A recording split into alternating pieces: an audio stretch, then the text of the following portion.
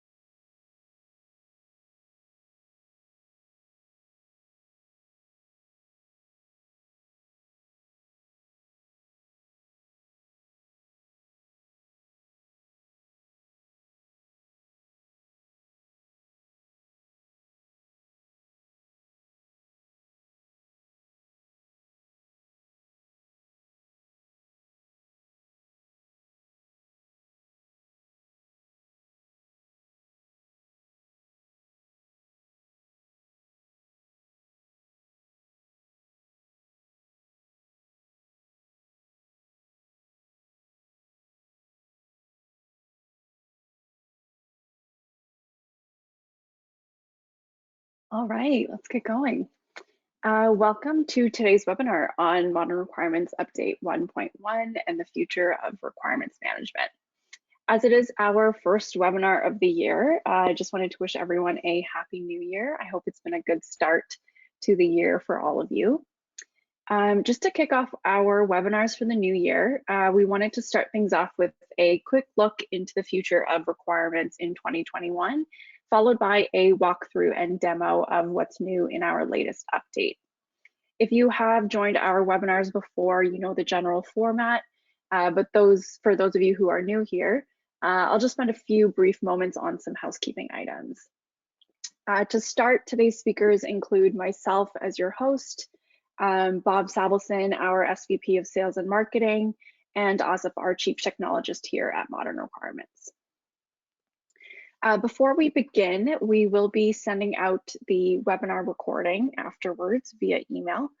Soon after, it'll be available on our website as well. So if you can't stay the whole time, no worries, we have you covered. We will have a little bit of time towards the end reserved for a Q&A. So as you have questions throughout the session, please feel free to drop them in the question box on the bottom of your control panel at any time throughout the presentation. And lastly, as always, we have a feedback survey available that will pop up as soon as you leave the webinar. So it'd be great if you could complete that. Your feedback and ratings really help us improve these webinars moving forward.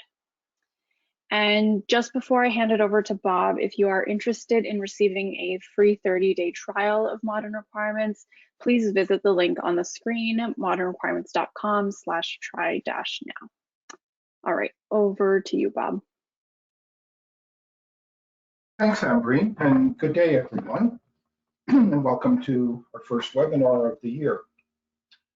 When you think of Azure DevOps and requirements, we hope that our tool, Modern Requirements for DevOps, is the first thing that comes to mind, as it is uniquely built into Azure DevOps and offers end-to-end traceability and collaboration without the overhead of integration.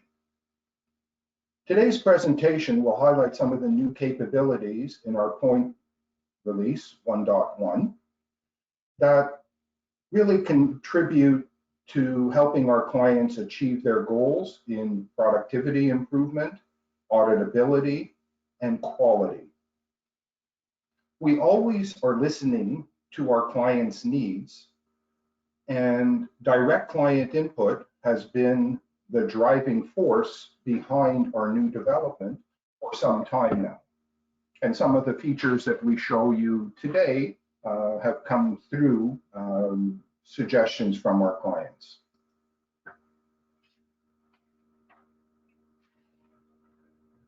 When we talk to our clients, we hear that the majority of them are driven by quality as a way to differentiate themselves in today's hyper-competitive marketplace.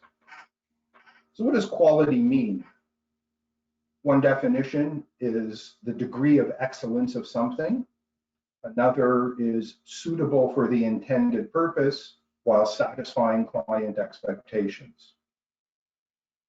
Quality standards are set internally for product development and are often based on regulatory bodies like the Food and Drug Administration in the US and the International Standards Organization. Our clients are often challenged with developing business processes to support the quality standards that the company has, and look to us as a tool provider to support the processes that they have defined. Along the journey, many obstacles present themselves, and this chart lists some of the most common issues we hear from our clients. Our tool provides ingenious automation to help address each of these issues, thereby streamlining the processes that have been defined and allowing our clients to deliver the quality products that they expect to their markets. The result of our work with clients in implementing our tool can be categorized into these three areas. Our clients have achieved shorter cycle times by as much as 50% shorter. Our clients have increased the flow of value through their product life cycles by improved collaboration. 25 to 30% improvement has been reported back to us. And clients have reduced their development rework with our tool up to 10-fold.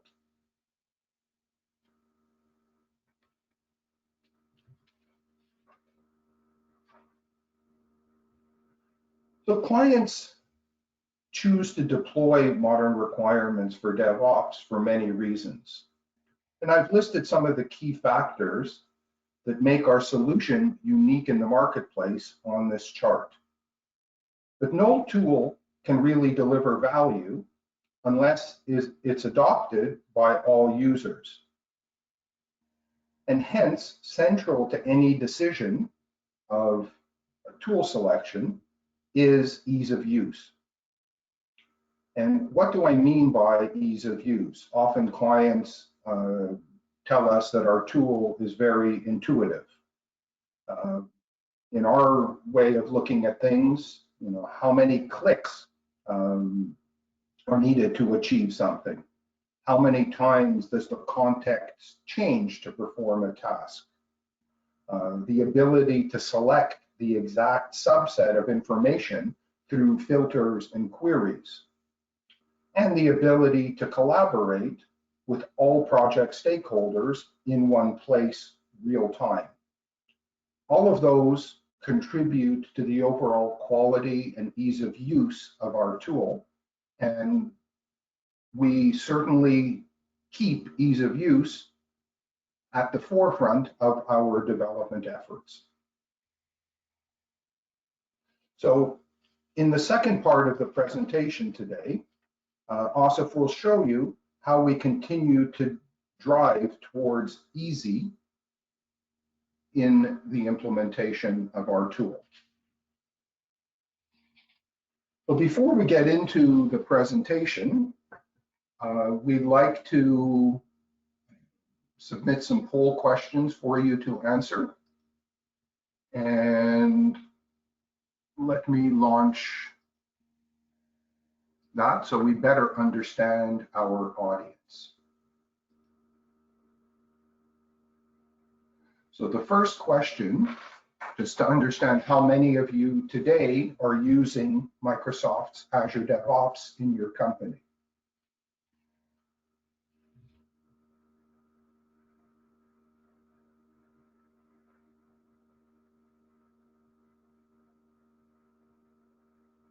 it looks like the vast majority are answering yes.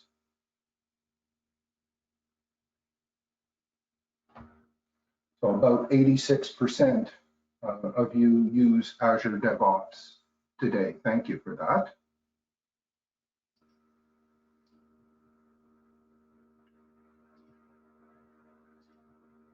The next question is, do you currently use a requirements tool in your company?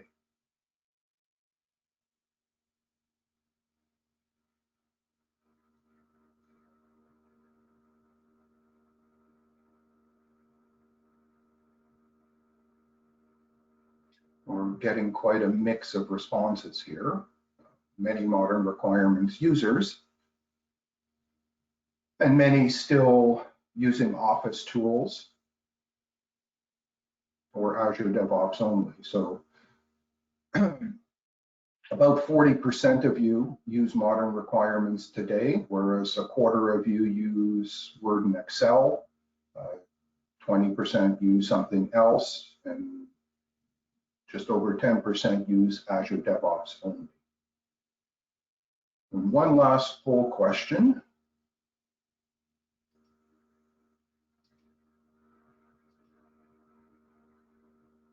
So we'd like to understand what quality means in your company. Is it formally defined and followed, or is it simply defined or ad hoc, or you don't really have a quality process?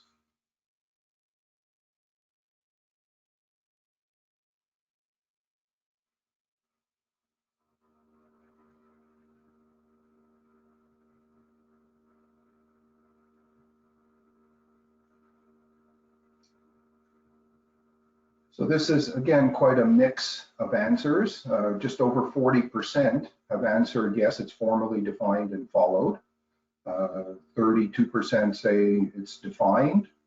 19% say it's ad hoc, and 8% say not applicable. So that kind of aligns with the thinking that I had in preparing my comments for this presentation, that quality is certainly very important for 3/4 of the people that are attending. So thank you very much for your responses.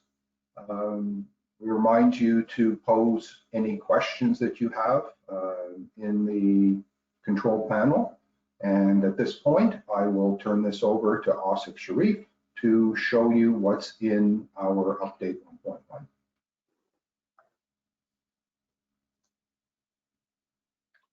Hello, folks. I'm going to share my screen.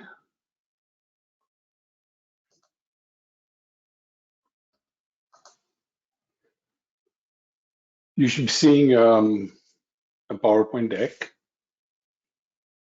All right. So what we're going to cover in this session is what's new in update 1.1. So this was scheduled to be released at the end of last year, but it got delayed, and so it's getting released now.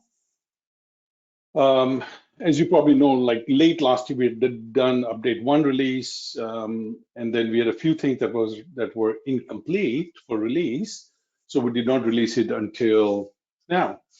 And so the 1.1 release notification should be going out this week and next week. So we will be rolling it out gradually and have it on our website also for people that use modern requirements on-prem. But for those that are using it on cloud, between this week and next week, you'll see gradually it gets rolled out, and you'll be notified when the server that you are on, in the region you are on, gets updated.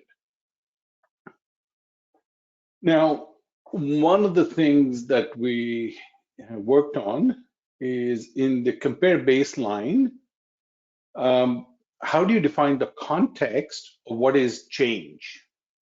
So if I take a look at a baseline like this, and I do a compare, so I'm just comparing a baseline to the current version, then it'll tell me what has changed. So let me actually go choose this baseline and do a compare. You'll see that all of these items have changed. But what constitutes this change? Now, you can actually define within the administrative area under baseline what constitutes change. So you can define the fields that actually should be marked as change, or when you copy baseline, what should be copied. And you can also, so this is actually under general, it'll actually tell you what are the fields that should be considered as change. So not everything that you do, not every field in a work item would determine if something has changed. So if you assign it from user 1 to user 2, you don't want that to be considered as change. So you can be specific as to what fields are going to be marked as change. But that feature was already there. I think we did this a couple of releases ago. However, when calculating change, what constitutes change? So what is the context of change? So what we added in our last release was that you can actually choose which link types should be considered when determining if something is marked as change. So consider a scenario where you have a baseline with 3 work items, and this work item is linked to a work item that is not in the baseline. So, and say you break this link, or you break this link. So now what we have is a difference between a baseline context versus a global context. A baseline context is only consider the work items within a baseline and whether the links between them has been modified, added, or removed, versus a work item that is in the baseline and a link is either made or broken to other work items outside of it. So that distinction is now implemented and can be controlled through these 2 options, where you can enable the toggle button so you can actually move between the baseline context and the global context, and whether you want the global context to be the default or not. Okay, so if I go back here, if you enable the ability to show the switch, you'll get this little icon there, where now you can change. So you can see in this particular case, within the context of the baseline, nothing has changed. But globally, other links have been established. Okay, so that becomes really useful, because if you want to treat your baseline as completely isolated, self-contained collection of work items at a point in time, then you can turn on this thing, which is at the context, the baseline context versus global. Okay, so when it's off, it's at the global level. Right. So that gives you much finer control as you're trying to do change management and see what things have changed. So this is another addition to being able to use baselines in a more effective way, because now you can select the scope of what changes, not only through properties, links, but also which links ought to be considered, just what's in the baseline or what is even outside of the baseline, as in this case. Obviously, our R&D is based on client feedback. So when our clients are using the product, they'll come back with and say, here's what we're trying to do, and only if you could do this, this would help us a lot. And then based on the number of requests we get on certain feature and sort of the critical value we see therein, we prioritize them accordingly. So nearly all of our requirements today is based on that, on client feedback. The other thing we did is reporting. So in generating smart report from a baseline, we now allow you to filter by properties and link type. Because baselines are snapshots in time, what we used to do is simply provide a parent-child hierarchy for the work items in the baseline. So we would simply reconstruct the hierarchy based on the work items in the baseline. But the problem our clients ran into was they said, there are use cases where we simply want a hierarchy, but what if we want to create a custom reporting approach where I want an epic and I want its children, which are features, and features children to be user stories. And from user stories, I'm looking for test cases linked through tested by, and then going to related bugs. So if I want to sort of pull data out in this way, I can't do that today in Smart Report. Oh, well, they couldn't do it before, but now with 1.1, you can. So here's what we did. So if you go to a baseline and you create a smart report, and in the smart report, you want to extract data where not only do you have the epics and the features and the stories, and even for the user stories, you want test cases, and the related bugs can be now extracted. And now the way you do this is through the designer view. And in the designer view, what we have done is we have added an option for configure link type. So this configure link type will enable a few additional options downstream. Also, you can filter data. So if you wanted to only get epics, as in this smart report, but you only wanted epic that started with some field, then you can actually choose that the title should contain or starts with, and you give it a value. Okay. And so what that does is that it will dynamically filter the content of the baseline to whatever you're looking for. And that filter can be applied at each level. And so, so you can select that. And also, if you did have, say, description, and you were only wanting to include certain work items that had certain words in a description, you could also filter by that. So that's field level filtering within a Smartdoc. And the reason we implemented that, because we have some clients, what they do is that instead of creating different work item types, in the title of the work item, they actually encode some information about the type of requirement or the type of risk or hazard or the product it belongs to. So they're using the title, a part of the title, to encode certain meta information. So this then allows you to be more flexible in terms of what data should be extracted in the smart report.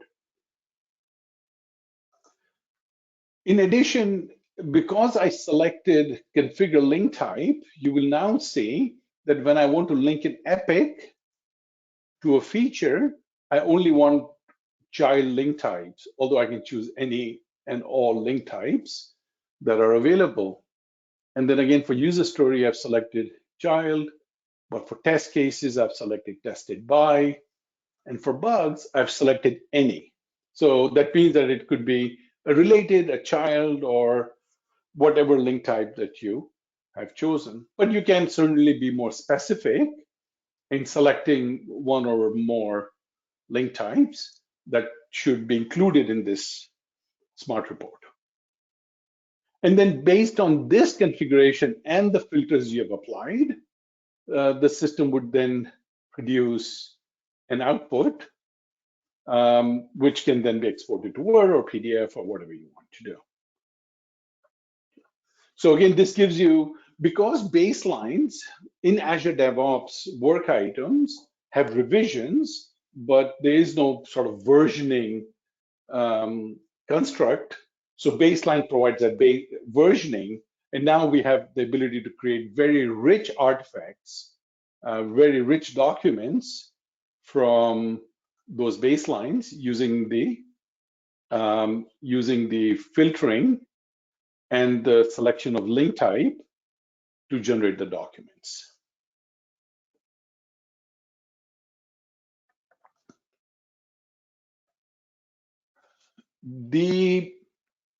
So there's a bunch of other things before I get into a couple of big things later on. So in the baseline, we've provided multi-select. So now you can actually go and select multiple work items as opposed to generating a document on the whole thing.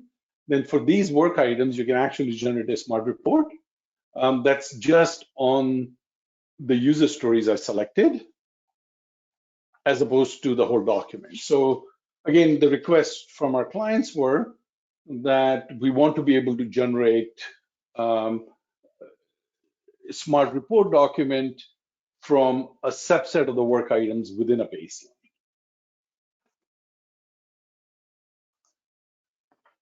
And of course, this would interoperate also with the link filtering and link property filtering and link filtering as well that I showed earlier. Clone Smartdoc, link to source. So now what happens is, so you might know that in Smartdocs, we've had the ability to clone a Smartdoc. So what cloning does is cloning will create a copy of this Smartdoc,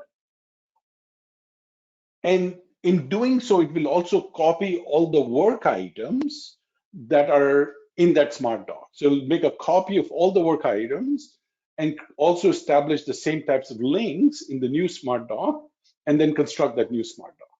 Okay, so it's a deep copy of the two. And just incidentally, well, in this context, the other thing you can also do is you can copy and paste a Smartdoc, which does not create new work items, but keeps the same work items, but it creates a new Smartdoc with the same work items. So if you wanted to create a slight variation of it, then you would just copy and paste it. It's a shallow copy, and then tweak it. So that's the copy function versus cloning. But in cloning, because we are creating new work items, one of the requests was give us the ability to link source work items to the copied work items. And this capability of linking to the source work item was already present in baseline copy or baseline reuse. And now we have also given this option when you clone a Smartdoc. Of course, there's a bunch of things we have added to Smartdoc in the previous release, where you can expand and collapse the various levels and so on. Also, the ability to search within Smartdocs. They were all added in update 1. So I won't go into any of those details, but Smartdocs certainly is one of our major area of concentration, where we are constantly enhancing it because we have a lot of really good feedback from so many of our clients. So Smartdoc is certainly a very active area for R&D for us.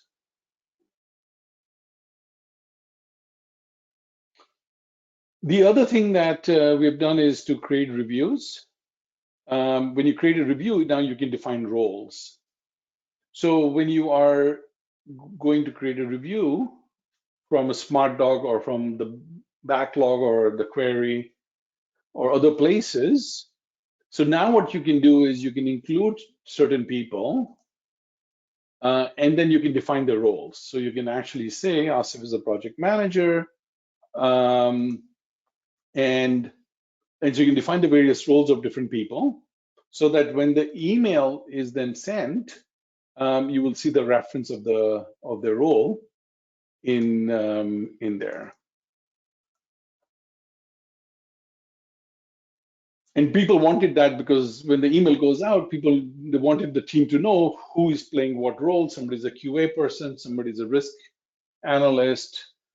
You may have project managers, or if you're getting e-signature done, you might have your director that's signing off on it, or a VP signing off. So I want to be clear as to what a functional role or organization role people have in the email that goes out. And of course, those roles may be different in different projects. So you can define that within the review area.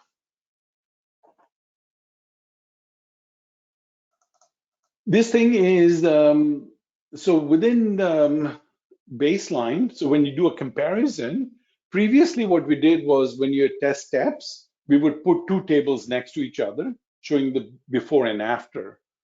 But you will know that when we actually do a compare, we normally do a redlining. So we cross out words that are removed, put in words in red that are added. But for steps, we had sort of before and after view, but now we have implemented the redlining even in the test steps. When you see a generated from a difference report or the compare view, the test steps are now inline redlined as opposed to showing a separate table for before and after.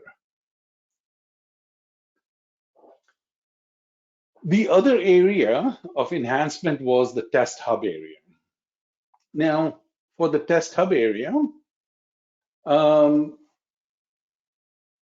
if you've attended my last webinar on update 1, we talked about being able to generate smart reports directly from the test hub. So let me give you a small refresher as to what we have done there.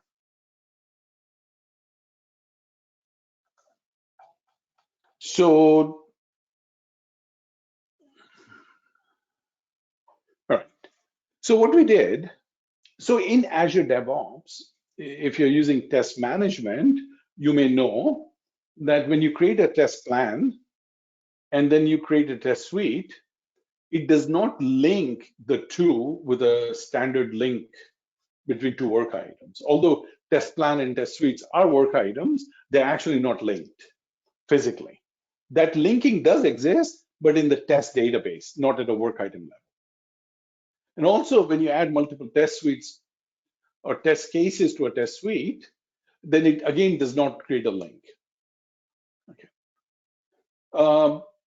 And further to that, for things like test run, where so you can run a test suite with multiple test cases in it, or the test results of the test suites, or the test steps that have been executed as part of the run for a test case, are actually not work items at all. They are actually information in the test database. So what we did was we said, fine, our clients want to report on all of these as though they are work items.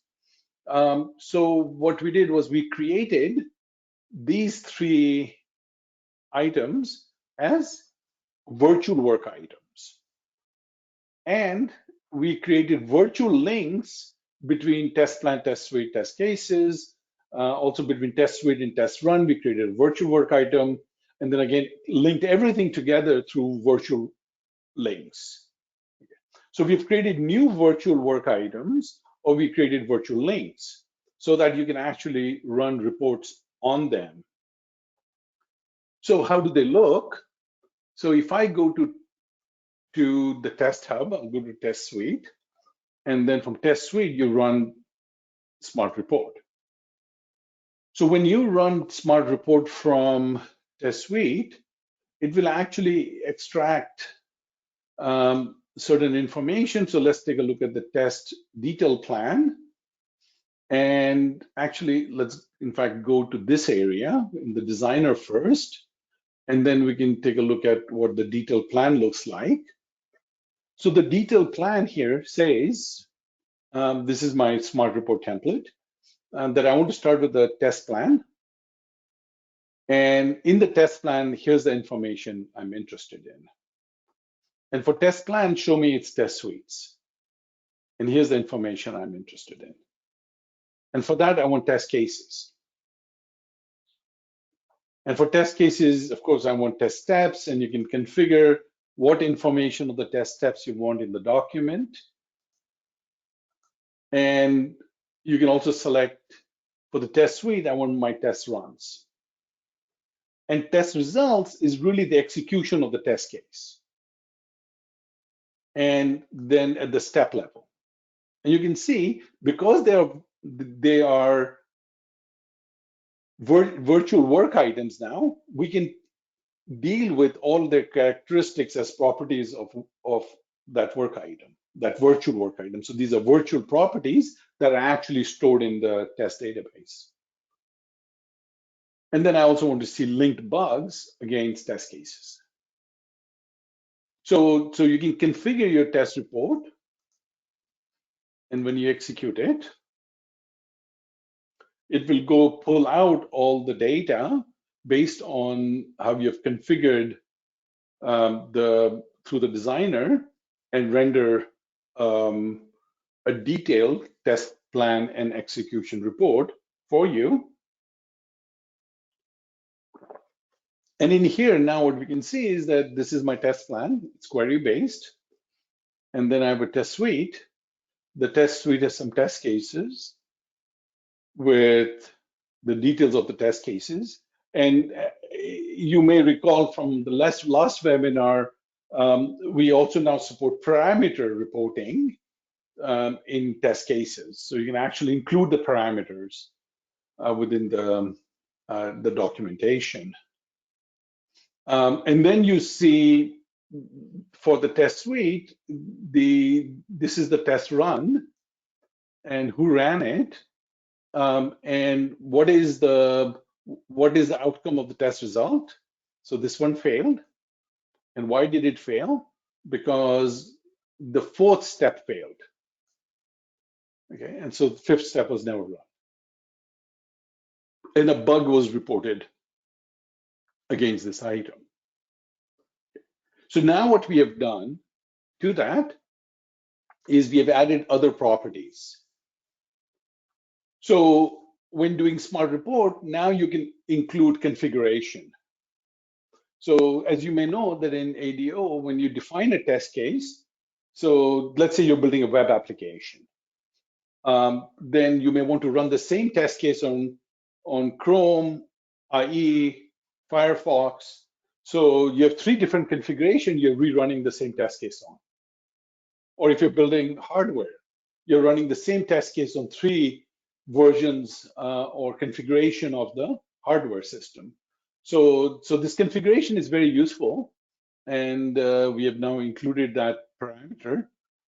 So just select config name for configuration, and also the test run for the test case, when did it get completed. Also at the macro level, the whole test, the step also you can see, actually this is the macro view. This is sort of the more step level, when each step got completed. And in the test results, you can actually also include the build information, right? So we've added additional information that you can report on when you are doing test hub reporting.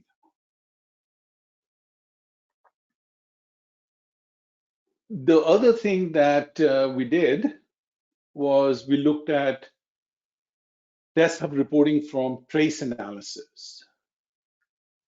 So what you can now do is you can actually generate horizontal matrix, which we released in update 1, which is similar to the smart report, but now it's more in a horizontal matrix format, where you can see your test plans and their test suites and their test run. And remember, the test run is sort of a collection of test cases you're executing under different configuration. And these are the test results of each of the test cases. And then for each of the execution of test cases, you can see at the step level what passed or failed or what the case might have been. So this is the one we were looking at in Smart Report earlier.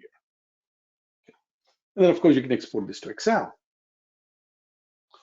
So which then led to when we released this, then people came back and said, we want this additional information. So we added the following.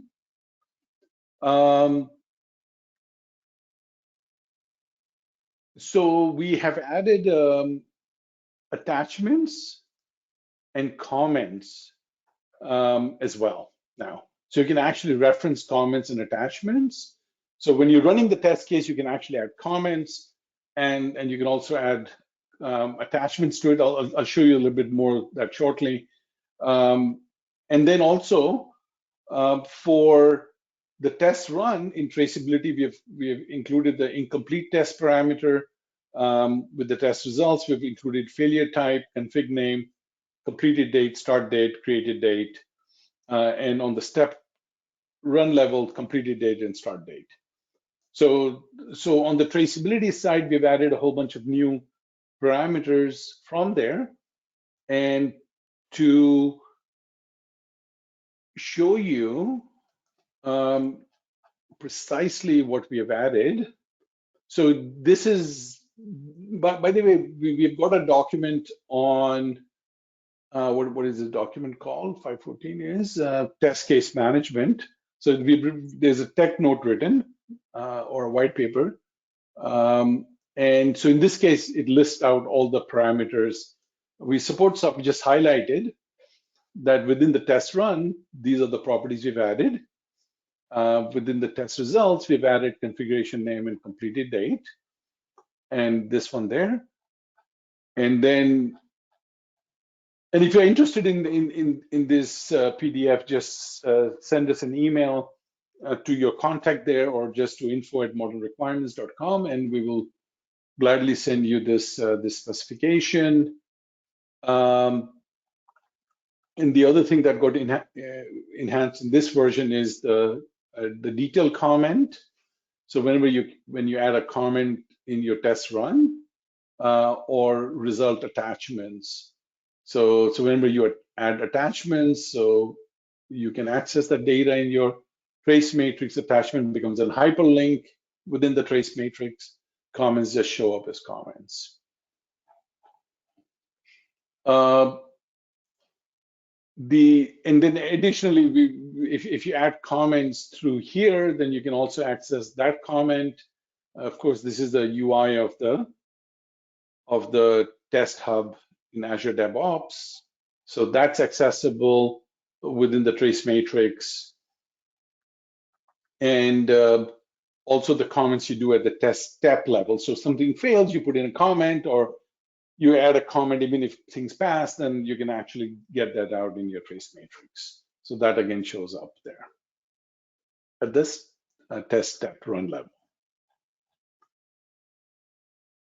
This is the configuration thing we were talking about. So when you run the same test case on Windows 10 and Windows 8 and Windows whatever, you can see all your configuration, or if you run it on Chrome versus IE, now you can report on the configuration as well.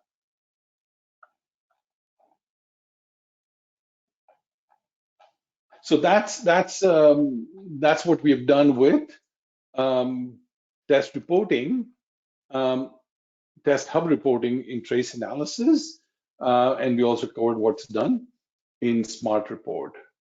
Right. So lots of new functionality have been implemented in this release. Our next release is planned for towards the end of March, and in there we've got and that's a major release. This was an update release. So with with that version, we're adding a whole series of things to Smartdocs, review management, and a few other areas. So that's the lion's share of my presentation. But what we'll transition now to is questions and answers. If you guys do have questions, we'll take on those questions and go through those.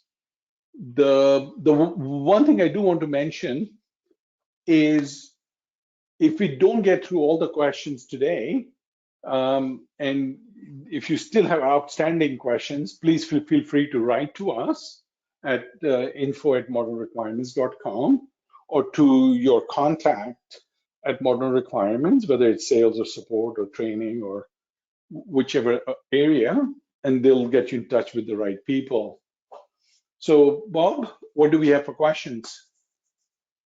Yeah, we have quite a few questions, some of them quite detailed. So the first one that I see here, does the filter in Smart Report only work on the fields included in the report, or can you filter other fields?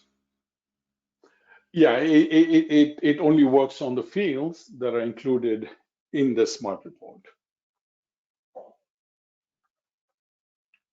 The next question, in the baseline field filter, can you filter by tags as well? I'm not sure if you can do that. Yeah, I'm not sure. We can actually get back to you on that if that is, or actually give me 1 second. I'll tell you if it is supported. So if I just go to this area and I add tag there, no, tag is not supported. I think only string fields and rich text fields are supported today. But if tag is something that is important, then please let somebody know or write to info@Modern Requirements and suggest we add that. Thank you. The next question is about Smart Report. Can you customize the look and feel of the report generated? For example, we would like to implement it using a branded document template. Right. So what you can do is when you have a report, let's say we generate this report like this.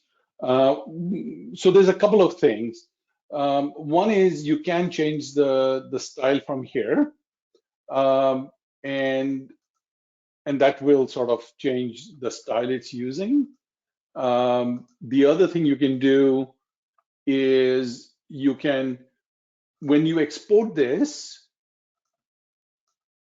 that's not a good style for this. So when you export this to Word, you can actually upload your own template. You can actually upload your own template, and your template will then be used to export the content to. So you can have your headers, your footers, your cover page, and all of those things as part of the template. Oh yeah, and one more thing, you can actually in here specify that for the first level, I want heading 1 style. And for the second level, I want heading 2 style, or whatever styles that are appropriate. So you can specify the style for fields, headings, whatever content you have in Word. And then you can also have your own Word template where you can export the data to.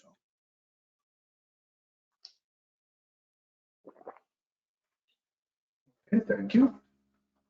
The next question is, I've tried to use a template I created, but it turns out the report begins from the second page on. How can this be solved? Yeah, so that is actually a Word template thing. So when you create the Word template, depending on how you set it up, so for example, some of the templates, you can actually have the first page empty, and that every heading 1 could start from a brand new page. So if you're using one of our default templates, that's, I think one of them is configured that way. But if you've created your own template, then you have to see if that kind of logic is in your Word template. But we simply take the Word template and we plop our content into your Word template that you've uploaded. Of course, if that's still an issue, reach out to support@modernrequirements.com, and we'll be glad to help you. The next question from the same person is, how can I update a template after some text has been inserted? So if you want to update the template, so to update the template, you just come to the designer, you update the template, and you rerun the report. I'm not sure you're talking about the Smart Report template or Smartdoc template, but if it's Smart Report template, that's what you do. If it's a Smartdoc template, you can actually update the meta template for a Smartdoc, even though you have already created content in it. But when you have updated the meta template for a Smartdoc, so you add other fields, you do whatever else you need to in the meta template, you can actually then go and click on this item to update the template for one or more document. I've selected 8 documents, so I only see one option, and you can update the meta template for that document. So yeah, so depending on which case you were talking about, that's how you would do it. Thank you. There's a question about Smartdoc reuse. I can click on a Smartdoc, but how do I do the paste? You clone it. The clone is, well, so actually, yeah, maybe you're asking a different question. So when you copy it, then you can go to the folder and you can paste it. So you have to go to a folder to paste it, or paste it on the root. So you can't paste it on the document, of course, because you'll create a new document, so you need to tell it where to paste it.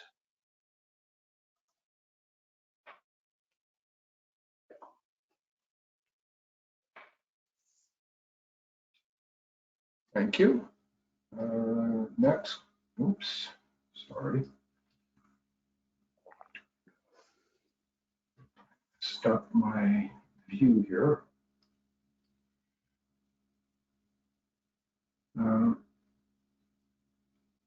Just give me a moment.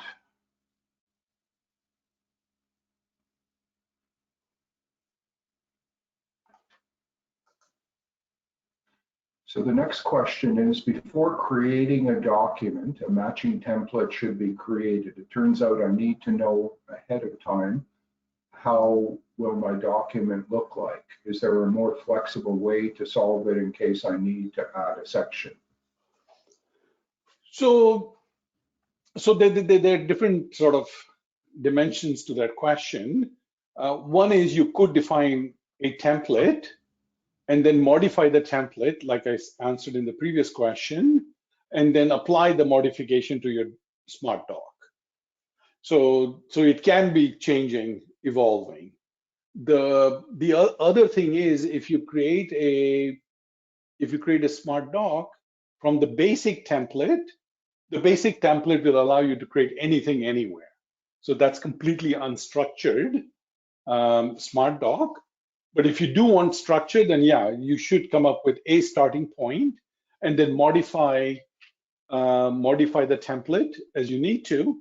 And you can also go to the folder and say apply the update, and you can apply the template to all the documents that you have. So all the modified templates can be applied to all the documents in one go. So you don't have to do it one by one, and the templates can be modified and applied to the document.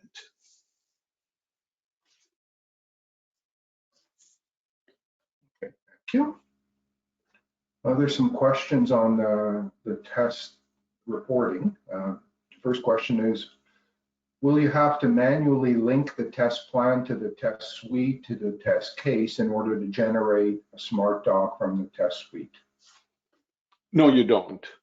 The whole idea about virtual links that Modern Requirements has now introduced will actually take a look at the test database and look at the test database, because there is link information in there, which is not a physical link, but it is virtually there. Then we actually convert that into as though it were a real link, and you can report on it. So when you look at the test plan and the test suite, I did not create a link. In fact, there is no link between these. They are independent. They are independent objects in Azure DevOps. So you can see there are no links in the test plan. Yet it shows up test plan and test suite. So you don't have to create link manually. Previously, that is what you had to do if you wanted this kind of report. But now with virtual links and virtual work items, it becomes much simpler to generate these reports. Thank you. Next question is, can you include a date when a test was run in the Smart Report? So to include a date in Smart Report, surely you can include whatever content you want.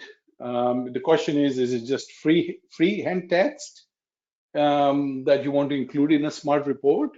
Or is it coming from a property of a test case work item or some other work item? Then yes, you can. So actually that question begs a few other questions that we would need clarity on to understand your exact scenario. But in general, any work item that is in a Smartdoc, you can include which properties you actually want to include, have be in the template. So within the meta template designer, you can actually specify that you want certain fields to be shown within the Smartdoc. So if I go to say feature, I can say include not only the description, but also include the effort related to it, or the business value field. And you can include multiple fields that will be shown within a Smartdoc.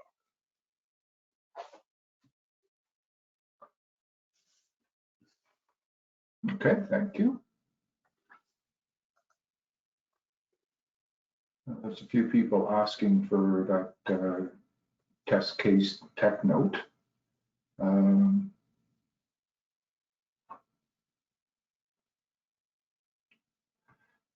There's another question here about our licensing. Is the new traceability functionality only available in Enterprise Plus?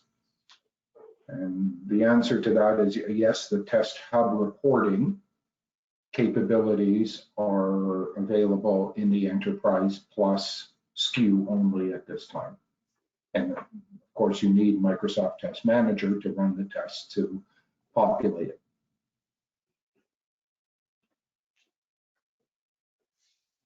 Next question is it possible to get the table that you exported to Excel in a trace analysis to appear in a Smart Report? So no, you can't have, you can't show trace analysis Excel in Smart Report. As you can imagine, a test, an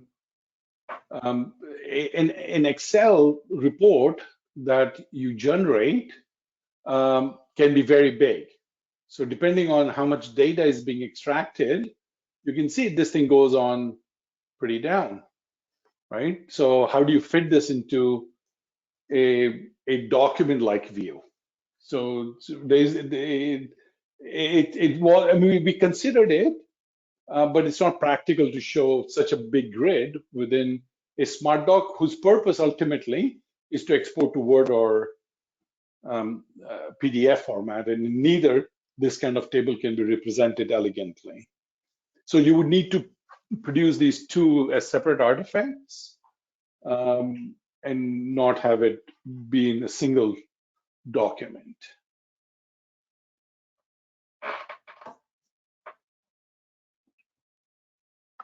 We have about 8 questions, and we're getting near the top of the hour, so we'll answer them all and keep your questions coming. We're happy to extend the time.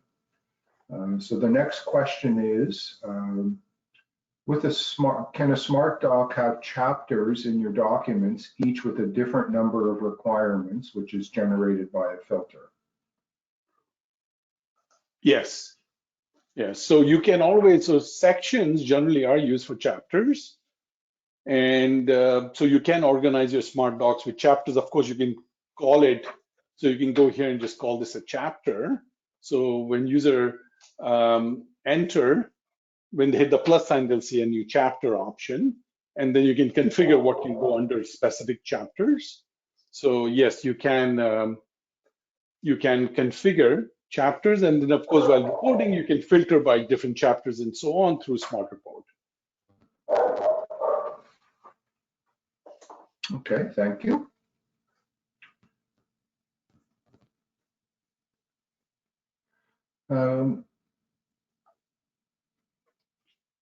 Here's another one. I have indicated heading 1 in my Smartdoc, output to Word with a template, but the headings are not inheriting the Word heading styles. Is there something in the style drop-down that has to be selected, like inherit Word styles? Correct. Yeah. So when you generate a smart report, and so if you want to inherit the word style, then you should actually choose inherit word styling option here before you export it. And then it will inherit your heading 1, 2, 3 in Word. So that's the selection you have to make. Otherwise, it'll use whichever style you've selected to be the static style.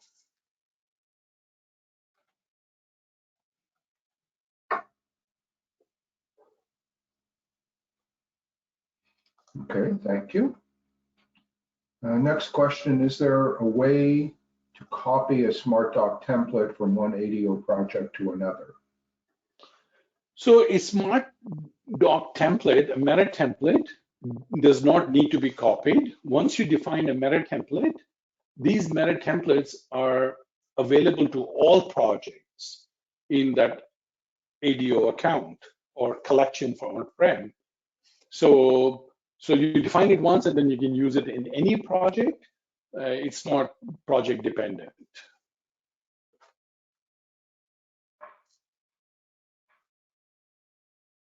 And then last question that I see talks about validation in the medical automotive markets. What is the best approach to do tool validation? So there are several answers to that. We can help you through your validation process by providing you with test results on the modules that are applicable to validating the tool in your process, like, for example, review management, which is critical in validating a tool for the FDA. So we have provided those test results for a fee to our clients so we can make them look acceptable. And that helps because you don't have to retest the tool for all the basic things that we have. We do have some documents that talk about how the tool is FDA compliant, and we're happy to share those with you as well. And then finally, we work with a couple of partners whose expertise is in the validation process with ADO. So one partner is expert in ADO and can help you through the validation with all of modern requirements. Another partner is very focused on validating for FDA CFR 21 Part 11, and they have a process that they can go through. So we can introduce you to either of those partners in addition to what I just mentioned. Asif, is there anything else you would like to add to that? Yeah, I mean, I think the validation is two parts to it. One is the tool, is it operating the way it was designed? And in that case, we can give you our test cases and our test results. And the other is the validation is against your SOPs. And so if the tool is working well, now you need to do some lightweight validation with your SOP in mind. Whether you do it or you use one of our consultants or our partners, that would obviously speed up the process. Okay, thank you. I'm not sure I understand this question clearly. In a Smartdoc, if you drag in an epic and have all features and then requirements and tests inserted with it. Yes, so you can. So when you go to, when you are in Smartdocs and you say insert, what you can do is you can actually run a query. So if you go to, say, requirements tree here, so this is your epic features, user stories, and so on. If you want to bring in the whole hierarchy, as opposed to in a list format, check this so that when I select the epic, it will select all the items. Now, if you don't want to bring in certain things, then unselect it. And now when you drag and drop, the whole hierarchy will get included within a Smartdoc. So this is the thing you want to make sure that if you want to bring in a hierarchy, then you check this.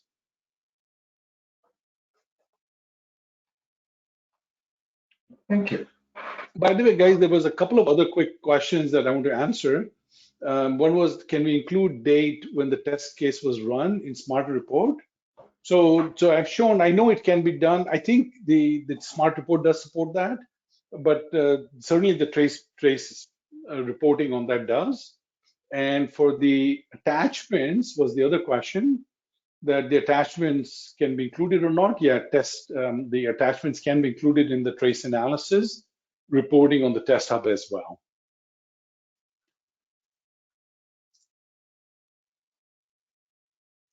But of course, folks, when you're using this test hub, if you find certain information is not available, then please let us know, and then we'll include additional information that you need in our future releases. And the last question that I see here is with respect to when will this update be available for download? Sorry, go ahead, Bob. I was just going to go through our standard release protocol. So first is we promote a new release to our evaluation servers, and that was done this week. Then the following week, we promote it to the sandbox servers of our clients and give them a week to test it out for all of our online clients, and then promote it to the production servers of our online clients. And a day or two after that, we usually promote it to the website for download. So having said that, the week of Feb 1st, we will promote it to our sandbox servers, the week of Feb 8th to the production servers, and probably the week of Feb 15th, you can expect it to be on our website. All of those are dependent on issues that anybody happens to report on our release. So we do it in a systematic manner to be able to manage any issues that come up.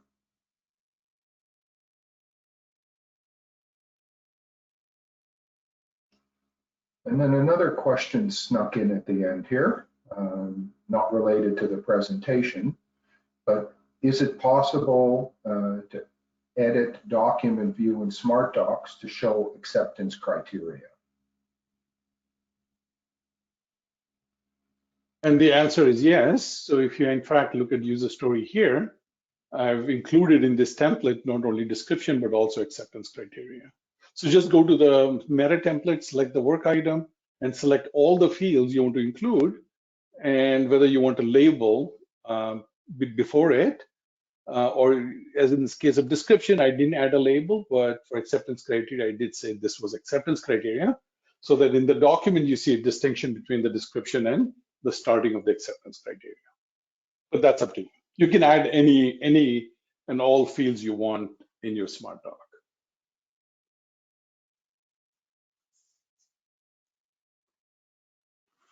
So that covers all of the questions, and the people that have asked for that tech note, there were quite a few. We will provide it to you, and we'll talk about internally where those tech notes get posted, maybe to the client portion of our website so people can access it. So I would like to thank you, and I'll pass it over to Asif to sum up and close the webinar. All right, thank you, Bob. And so folks, so at the beginning of COVID, we accelerated our webinar frequency. So we were doing it pretty much every 3-4 weeks. And I think last one we did was sometime early December, so it did take a little longer because of the new year to do the next one, but we'll now continue with the faster cadence of our webinars. Now, many of you did write back when you registered for the webinar that there are topics you want to cover. So we do catalog those topics and then we'll cover those. But in the meantime, if you do have questions, just reach out to us and we'll either reference a white paper to you or a video or a webinar we have already done on that topic and put you in the right direction. But our next webinar will be on risk management and sort of the processes around those and the tooling,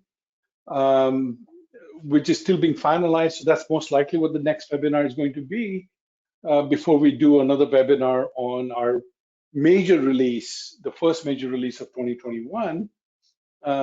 Because we have some very exciting stuff in that release coming out. So we'll do that.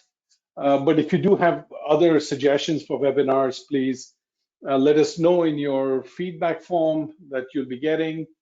And I'd like to again thank you all for spending your hour with us. And please stay safe. We'll speak soon. Bye-bye.